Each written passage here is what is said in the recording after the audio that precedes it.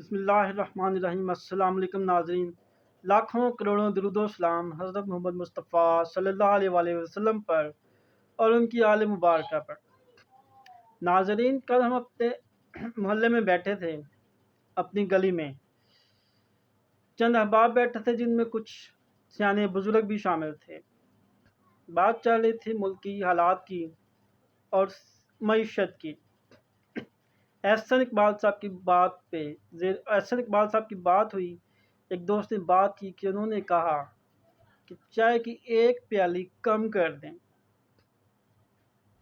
ایک کہا لگا اور ایک بابا جی جو بات کر رہے تھے بڑے زور و شور سے ملکی حالات کے اوپر، اچانک خاموش ہو گئے۔ میں نے ان سے پوچھا، بابیو تسی چپ کیوں کر گئے جے؟ وہ کہنے لگے، بیٹا، پنجابی میں انہوں نے کہا، ہم پنجابی لوگ ہیں، پنجابی میں ڈسکشن چل رہی تھی۔ کہنے لگے، کاکا اسی تے چاہ ایکو ہی پیالی پینے ہیں تے او بھی کدی کدی۔ خیر، یہ تو تھی کل کی بات۔ آپ سے ڈسکس کرتے ہیں آج کے کرنٹ افیئرس۔ آج کا کالم ہے، پہلا کالم آپ کے ساتھ ڈسکس کرتے ہیں، شیئر کرتے ہیں۔ نئی مسعود صاحب لکھتے ہیں روزنامہ جنگ میں، بات بلاول بھٹو اور احسن اقبال کی۔ نئی مسعود صاحب لکھتے ہیں، ایک تیکھی بات جو آج بہرحال سپرد قلم کرنے کا ارادہ نہیں ہے کہ عمرانی سرکار کا مسئلہ ناچ نہ جانے آنگن ٹیڑھا والا تھا اور حالیہ شریف سرکار کا المیہ نہ نومن تیل ہوگا نہ رادھا ناچے گی والا ہے۔ بہرحال متذکرہ نوجوان قیادت اور منجھے ہوئے سیاستدان کم ٹیکنوکریٹ کی طرف بعد میں آتے ہیں۔ پہلے آسان سی پہیلی کو مشکل لفاظی کے چنگل سے چھڑانے کی کوشش کر لیں تاکہ گلشن کا کاروبار چلے۔ پہیلی کیا لکھتے ہیں جی وہ؟ پہیلی سبسڈی وہ اصطلاح ہے جس کا مطلب امداد ہے۔ یہ امداد ڈائریکٹ بھی ہو سکتی ہے اور انڈائریکٹ بھی۔ حالیہ حکومت نے مخصوص طبقہ کے لیے 2000 روپے ماہانہ کا اعلان کیا ہے۔ یہ ڈائریکٹ امداد یا ڈائریکٹ سبسڈی ہے۔ عمران خان نے بڑھتی ہوئی مہنگائی کی خاطر 3 نومبر 2021 کو غریبوں کے لیے راشن پروگرام کے تحت 1000 روپے ماہانہ دینے کا کہا تھا۔ عمران خان نے اپنے آخری دنوں میں تیل کی قیمت نہ بڑھانے پر IMF سے کیے گئے اپنے معاہدہ 2019 کو سبوتاژ کیا کہ عوام سے سیاسی ہمدردیاں سمیٹی جائیں، لیکن اس پر IMF ایسا سیخ پا ہوا کہ اس کا غصہ ابھی تک اتر نہیں رہا۔ IMF کا ایک بڑا موقف یہ تھا کہ ایک ملک ہم سے امداد مانگتا ہے، بین الاقوامی برادری سے قرض لیتا ہے، دشمن داریاں دھڑلے سے نبھاتا ہے، لیکن اپنے گھر کی ترتیب اور پیشکش درست نہیں کرتا۔ اگر وہ اپنا گھریلو بجٹ ہی درست نہیں کر پائے گا تو قرض کی واپسی اور امداد سے فائدہ کیسے اٹھا سکتا ہے؟ پاکستان بھی درست تھا کہ ایکسپورٹ ہے نہیں، معیشت بیمار ہے، گروتھ معیار اور تسلسل نہیں رکھتی، سو پاکستانیوں کو دیں کیا؟ لہٰذا باہر سے لینے والے تیل پر دل کھول کر عوام کو سبسڈی مہیا تھی کہ تیل مہنگا کیا گیا تو ہر چیز از خود مہنگی ہو جائے گی۔ پھر بجلی پر سبسڈی امداد بھی پہلے سے تھی۔ IMF کا کہنا تھا، ایک تو آپ ترقی پذیر کیٹیگری ملک ہو، ترقی یافتہ تو ہو نہیں، مطلب یہ کہ پلے دھیلا نہیں تو کر دی میلا میلا۔ مگر عوام کو بھڑکانے اور اشتعال دلانے میں شاید ہم سے زیادہ کارگر کوئی نہیں ہے۔ ہمارے عام مقررین، صحافی، سیاسی اور مذہبی رہنما بھڑکانے میں قابل ستائش ماہر ہیں۔ دلیل کو بالائے طاق رکھنے کے بعد سبھی پھر سے دلیل اٹھانا اکثر بھول جاتے ہیں۔ بھلے اس کی جتنی بھی ضرورت ہو۔ یہی وجہ ہے کہ ہم مذہبی جنون سے تو نکلتے ہیں، سیاسی دلدل میں پھنس جاتے ہیں، سیاسی جنون سے نکل نہیں پاتے کہ اقتصادی بھنور ہمیں لے ڈوبتا ہے۔ ایسا کیوں ہے؟ اس کا بڑا سادہ سا جواب ہے کہ ہمارے تمام قسم کے رہنما اپنی نمبرداری کی خاطر عوام کو حقوق دینے کی بجائے بھڑکانے کے عمل کو پورے خشوع و خضوع سے سر انجام دیتے ہیں۔ وفاقی وزراء اور قومی رہنماؤں کا تعلق محض ان کی ذاتی پارٹی سے نہیں ہوتا، قوم سے ہوتا ہے، اور نہ تعلق محض انتخابی حلقہ سے ہوتا ہے۔ وفاقی وزیر اگر اسٹیٹس مین نہیں تو وہ بھی کوڑ کی کاشت کے علاوہ کچھ نہیں۔ اپنے حلقہ انتخاب کو ضرور راضی رکھیں مگر قوم کو ناراض کرنے کی قیمت پر نہیں۔ قوم کو راضی ضرور رکھیں مگر بین الاقوامی برادری، سعودیہ، ملائیشیا اور چائنا جیسے خاص دوستوں اور امریکہ جیسے عالمی نمبردار دوست کو ناراض کر کے نہیں۔ سلامت بی بی کی طرح شریکیں چلانے کی تمطراق بھی رکھیے مگر تدبر اور حکمت سے۔ ہم عوام نے تو کل عمران اینڈ کمپنی سے بھی بڑی امیدیں وابستہ کی تھیں اور جھولیاں بھر بھر کے ووٹ اور ہاتھ اٹھا اٹھا کر دعائیں دیں، مگر اسی بات پر خوش رہے اور مطمئن کہ ان سے قبل سب حکومتوں کا تحریک انصاف نے 80% نہیں 76% قرض لیا ہے، یعنی جتنا پہلے 7 اشروں میں لیا گیا تھا اس کا 76% پونے 4 سال میں۔ یو ٹرن، یا جہاں جھوٹ پکڑا گیا تو کہہ دیا کہ سیاسی ہتھ کنڈا تھا، یہی کل کے جیالے، نرالے اور متوالے کرتے رہے ہیں۔ مگر احسن اقبال صاحب آپ کی چائے کی پیالی میں طوفان اٹھانے کے لیے ہرگز نہیں۔ ہمیں یقین ہے کہ آپ کرپٹ نہیں، لیکن اصلاحات اور منصوبہ بندی کی جو ذمہ داری آپ پر آئی ہے یہ رب کا احسان ہے اور امتحان بھی۔ سی پیک سے ایچ ای سی تک، سی ڈی اے سے گوادر تک، موٹر ویز، نیشنل ہائی ویز سے نیلم و جہلم اور تربیلا پروجیکٹس، غلطیاں آپ نے سدھارنی ہیں۔ علاوہ ازیں یہ دیکھنا ہے کہ اورنج لائن اور میٹرو جیسی سبسڈی کے ہم متحمل ہیں بھی کہ نہیں۔ اگر آپ بھی اصلاحات اور منصوبہ بندی نہ دے پائے تو پھر کون دے گا؟ بلاول بھٹو نے بطور وزیر خارجہ طوفانی دورے کیے، لیکن تاحال ثمرات کا رویت ہلال کمیٹی چاند ہی ڈھونڈے ہے، یعنی کہ ابھی ثمرات کا کوئی چاند نظر نہیں آ رہا۔ عید بعد کا مسئلہ ہے، تاہم امریکی وزارت خارجہ نے کھل کر کہا ہے کہ بلاول کے ساتھ تعمیری اور حقیقی باتیں ہوئیں، جو پاکستان کے ساتھ بڑی دیر بعد ہوئیں۔ یقیناً ایسا ہی ہوا ہوگا۔ بلاول بھٹو ایک خاص اسٹیٹس مین ثابت ہوا۔ اس نے امریکی میڈیا میں بھی ثابت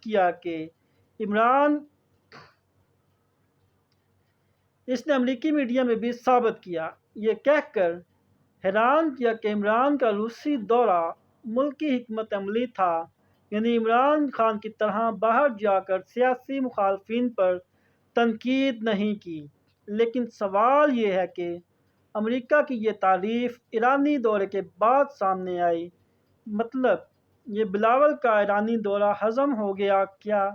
اگر ہضم ہوتا ہے تو جہاں زرداری گیس لائن منصوبہ رکا ہے وہاں سے شروع ہو سکتا ہے۔ توانائی میں ریلیف، سی پیک پھر سے پراپر تو سب اوکے، ورنہ سری لنکا۔ لیکن بلاول بھٹو اور احسن اقبال کہیں 1 on 1 بیٹھ کر سوچیں، جیسے ارجنٹائن کی 1998 تا 2000 تک میں حکمت عملی سے دوبارہ اٹھان ہو گئی تھی، ہم بھی اٹھیں، دونوں ہی کریڈیبل ہیں۔ سو چیلنجز کا سامنا کریں۔ جس دن پاکستانی دانشور اور قیادت نے تاریخ اور اقتصادیات کا سچ بولنا شروع کر دیا، اس روز سے پاکستان عالمی برادری کا اہم سچ بن کر اٹھے گا۔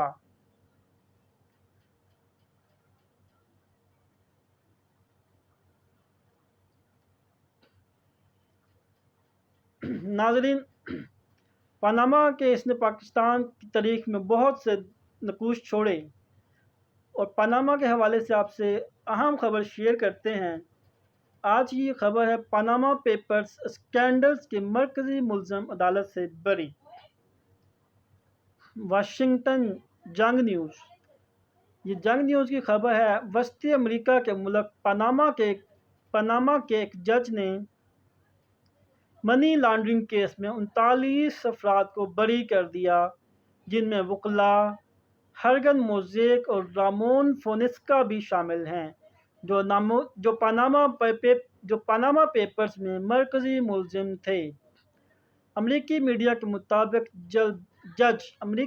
کے مطابق جج بالویسا مارکنیز موران نے جمعرات کو فیصلہ سنایا کہ استغاثہ یہ ثابت نہیں کر سکا کہ لا فرم موزیک فونسکا برازیل سے ناجائز فنڈز کو مینج کرتی ہے یا انہیں چھپانے کی کوشش کرتی ہے۔ موزیک اور فونسکا دونوں کے پاس پاناما کی شہریت ہے۔ موزیک اور فونسکا کو متعدد ممالک میں اکاؤنٹس بنانے کے الزامات کا بھی سامنا تھا، جو برازیل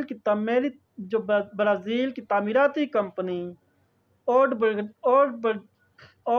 بریخت نے استعمال کیے۔ دونوں پر الزام تھا کہ انہوں نے اوڈ بریخت کے لیے رشوت منتقل کرنے کے لیے آف شور اکاؤنٹس بنا کر منی لانڈرنگ کی۔ فونسکا نے یہ دعویٰ کیا ہے کہ انہیں اوڈ بریخت سے رشوت لینے والے اصل شخص کو چھپانے کے لیے قربانی کا بکرا بنایا گیا تھا۔ پاناما پیپرز میں 1,10,00,000 خفیہ مالیاتی دستاویزات کا مجموعہ تھا، جس میں واضح کیا گیا تھا کہ کس طرح دنیا کے کچھ امیر ترین افراد اپنا پیسہ چھپاتے ہیں۔ یہ ریکارڈ 2016 میں لیک ہوئے تھے اور اس کے اثرات بہت دور تک نظر آئے تھے، جس کے نتیجے میں آئس لینڈ کے وزیر اعظم مستعفی ہو گئے تھے اور ارجنٹائن اور یوکرین کے رہنماؤں، چینی سیاستدانوں، روسی صدر ولادیمیر پوٹن کی بھی جانچ پڑتال کی گئی تھی۔ انہی پیپرز میں سابق پاکستانی وزیر اعظم نواز شریف کے اہل خانہ کی دولت کے بارے میں بھی انکشاف ہوا تھا، جس کے بعد سپریم کورٹ میں کیس چلا اور 2017 میں نااہل قرار دے دیا گیا تھا۔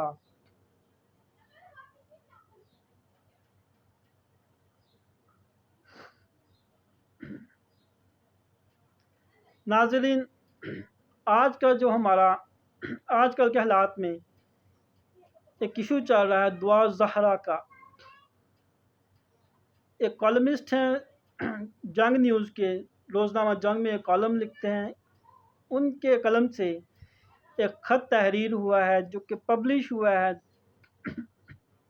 روزنامہ جنگ میں۔ وہ آپ کو پڑھ کے سناتے ہیں۔ پیاری بیٹی دعا زہرا، جہاں رہو خوش رہو۔ یہ ان کے والدین کے احساسات قلم بند کیے گئے ہیں۔ یہ آپ کے ساتھ ڈسکس کرتے ہیں، آپ کے ساتھ شیئر کرتے ہیں۔ پیاری بیٹی دعا زہرا، جہاں رہو خوش رہو۔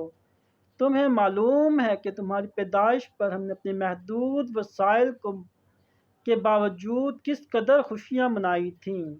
خاندان اور محلے بھر میں مٹھائیاں تقسیم کیں۔ تمہارا نام بھی بہت سوچ سمجھ کر حضرت فاطمہ رضی اللہ تعالیٰ عنہا کے نام کی مماثلت سے دعائے زہرا رکھا۔ تمہیں کوئی تکلیف نہ ہو اس لیے کئی راتیں جاگ کر گزاری۔ تمہاری خواہشات کو تمہارے اظہار کرنے سے پہلے پورا کرنے کی کوشش کی۔ تمہیں زمانے کی گردشوں سے بچانے کے لیے ہر ممکن جتن کیے۔ تمہیں گھر میں ہر وہ سہولت فراہم کرنے کی کوشش کی جو میری محدود آمدنی کے ذریعے پوری ہو سکتی تھی۔ تم کچھ بڑی ہوئیں تو تمہیں علاقے کے بہترین اسکول میں داخل کرایا۔ کبھی تمہیں اکیلا اسکول جانے نہیں دیا کہ کہیں تم راستے میں کسی پریشانی کا شکار نہ ہو سکو۔ ہمیشہ پروردگار سے یہی دعا کی کہ اللہ تعالیٰ تمہارے نصیب اچھے کرے اور تمہیں زمانے کی گردشوں سے بچائے۔ ہمارے پاس گزارے گئے ان 15 برسوں میں بھی تم تم نے مجھے کبھی کسی شکایت کا موقع نہیں دیا، لیکن گزشتہ چند ماہ سے جس پریشانی اور اذیت کا شکار ہم ماں باپ ہوئے ہیں، اللہ تعالیٰ کسی ماں باپ کو ایسی پریشانی نہ دکھائے۔ بیٹی دعا، تم میرا خط پڑھ کر شاید یہی کہو گی کہ جو ہم نے تمہارے لیے کیا وہ تو ہر ماں باپ اپنی بیٹی کے لیے کرتے ہیں، تو اس میں ایسی نرالی کیا بات ہے؟ بالکل بیٹا، تمہاری بات بجا ہے، لیکن ہمیں افسوس اور تکلیف اس بات کی ہے کہ آپ نے جو ہمارے ساتھ کیا، ایسا کوئی 15 سال کی بیٹی اپنے ماں باپ کے ساتھ نہیں کرتی۔ ہمیں یقین ہے تم نے جو کچھ بھی کیا یا جو کچھ بھی تم سے کرایا گیا وہ سب حالت مجبوری میں ہوا ہوگا، کیونکہ ہمیں اور تمہیں معلوم ہے کہ تمہیں تو گھر سے باہر نکل کر سودا خریدنا بھی نہیں آتا۔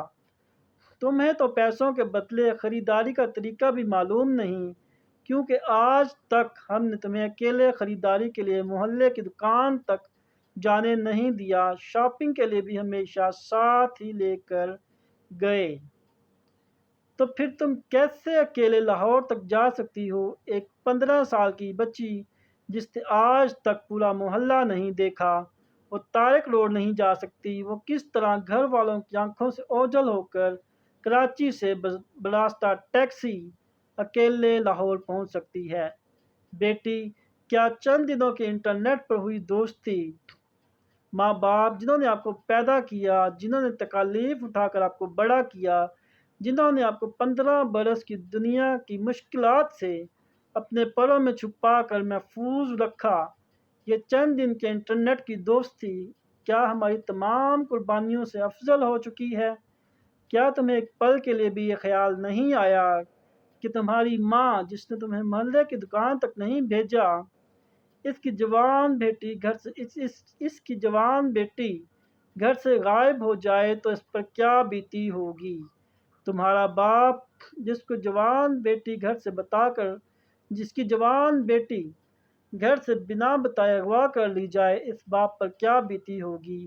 کیا تمہیں اندازہ نہیں تھا کہ تمہارے ماں باپ تمہاری اس گمشدگی پر کسی بھی وقت دل کا دورہ پڑنے سے اس دنیا سے رخصت ہو سکتے تھے؟ بیٹی دعا، کیا تمہیں بالکل بھی اندازہ نہیں تھا کہ جس معاشرے میں گھر سے جوان بیٹی اغوا ہو جائے، اس معاشرے میں ماں باپ کسی کو منہ دکھانے کے قابل نہیں رہتے؟ بیٹی دعا زہرا، مجھے معلوم ہے کہ تم ابھی بہت چھوٹی ہو، تمہیں دنیا کے سرد گرم کا اندازہ نہیں، ہماری پریشانیوں کا علم ہونے کے باوجود اس کی حساسیت کا اندازہ نہیں ہوگا۔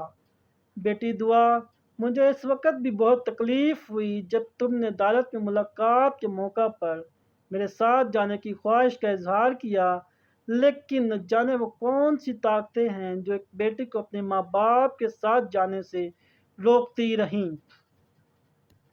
بیٹی، اب بھی وقت ہے، تم اپنی غلطی اور اپنے ماں باپ کی مظلومیت کا احساس کرتے ہوئے تمہیں واپس آ جانا چاہیے، کیونکہ بیٹی تم صرف میری بیٹی دعا زہرا نہیں ہو بلکہ پوری قوم کی بیٹی ہو، اور قوم کی بیٹیاں گھروں سے یوں نہیں جایا کرتیں۔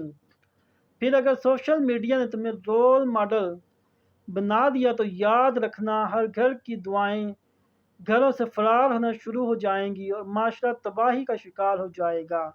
بیٹی دعا، تمہارے والدین اس وقت شدید پریشانی کا شکار ہیں، امید ہے کہ ان کی تکلیف کا احساس کر کے تم ایسا فیصلہ کرو گی جس سے پورے معاشرے کی اصلاح ہو سکے۔ ہم JDC کے ظفر عباس اور اسپیکر سندھ اسمبلی محترمہ شہلا رضا کے بھی شکر گزار ہیں، جنہوں نے ہماری مشکلات کم کرنے میں ہماری مدد کی، اس دعا کے ساتھ کہ اللہ تمہیں اپنی حفظ و امان میں رکھے، اللہ تمہیں سلامت رکھے، سیدھا راستہ دکھائے۔ والسلام، تمہارے والدین۔ ناظرین، کچھ کہنے کے لیے الفاظ نہیں ہیں، اس پہ کوئی تبصرہ، کوئی ڈسکشن نہیں ہو سکتی۔